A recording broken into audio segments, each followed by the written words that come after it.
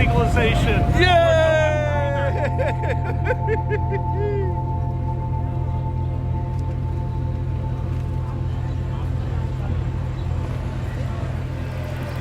Look, when I get to 19th Street,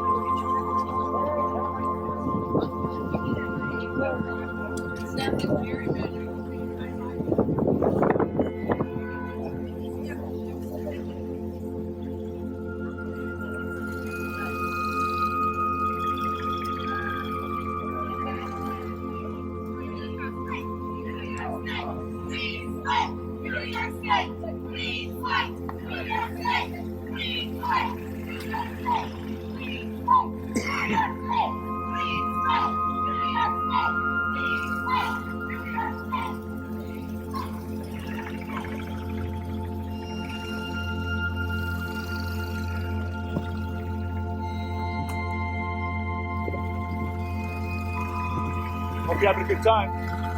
Not too bad, Scooty, right?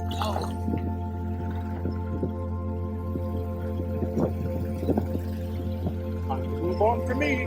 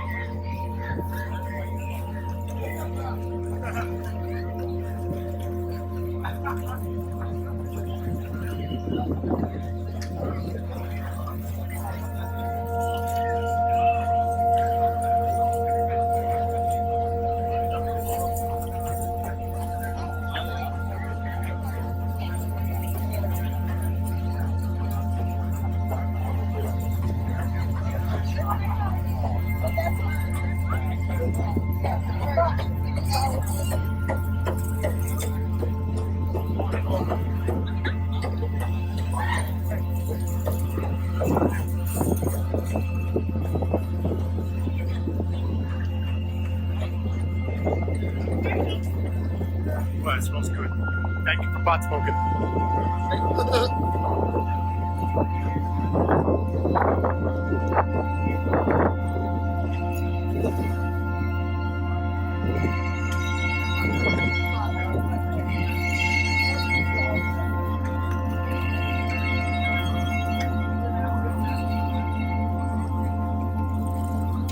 How you doing? Big bitch. We are at war. Damn, motherfucker. It's round two. I got my lunch and my dinner, man. You think you gonna buy me some punk ass niggas? I'm from the east side.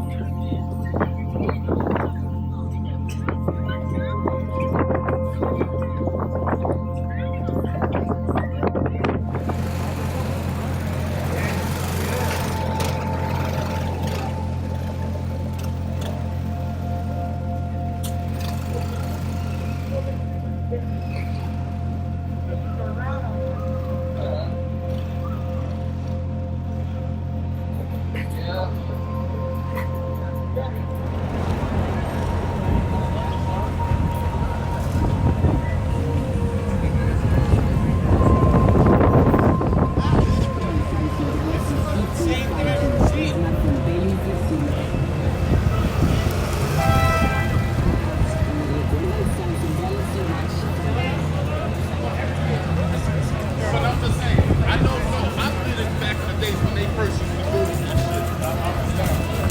Right now.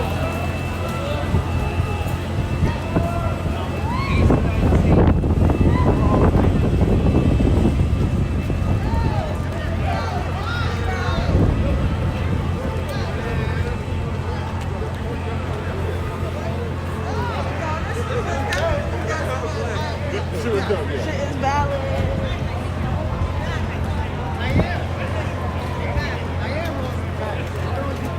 Well, then tell me.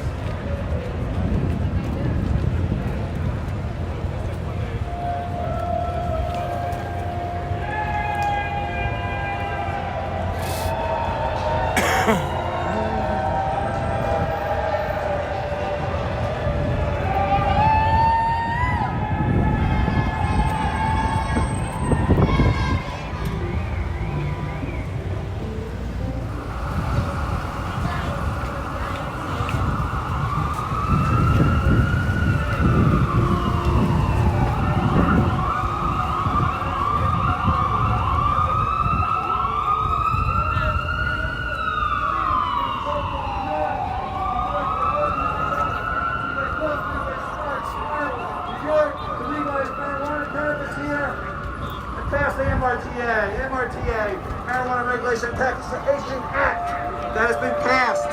Wanda Williams.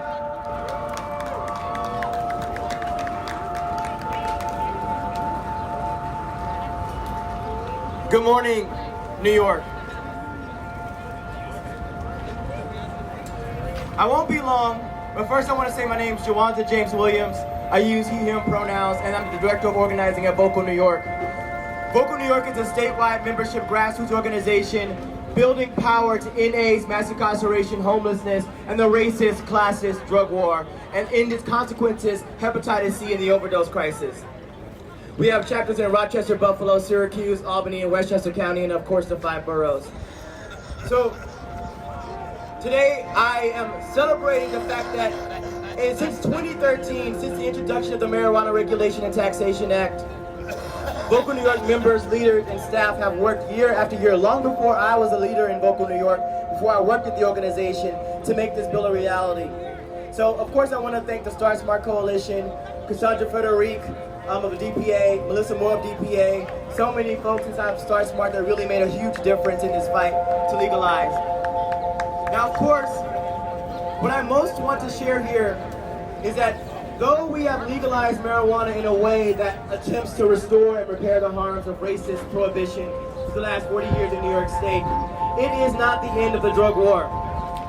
The drug war is a racist political system. It's never been about health, never been about public safety, and has always been about crushing political dissent. Aho! The drug war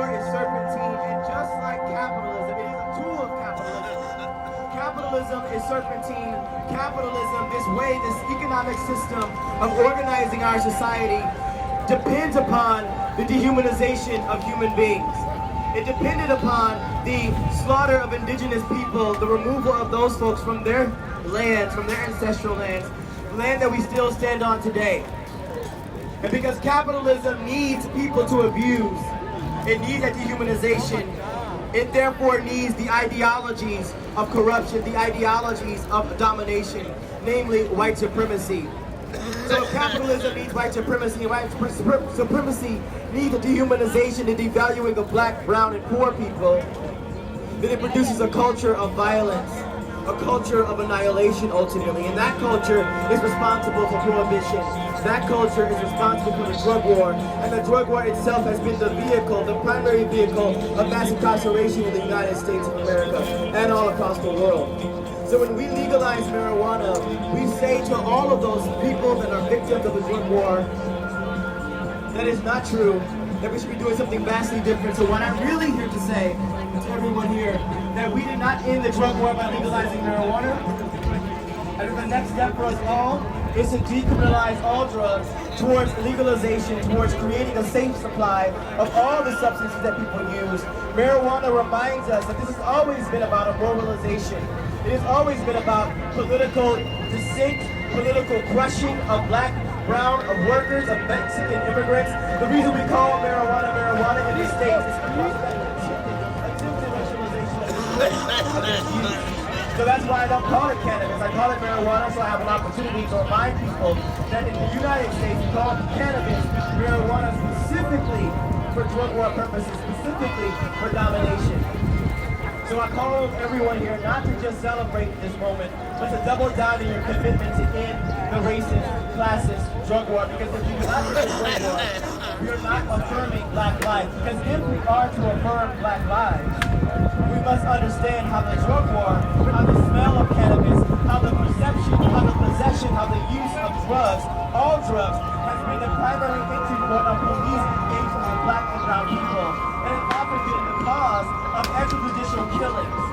Yeah! Black and brown people are killed because they have an entry which police use laws to legitimize that engagement. They use those same laws as justification for our murders. We just saw that in George Floyd and the release of the toxicology report.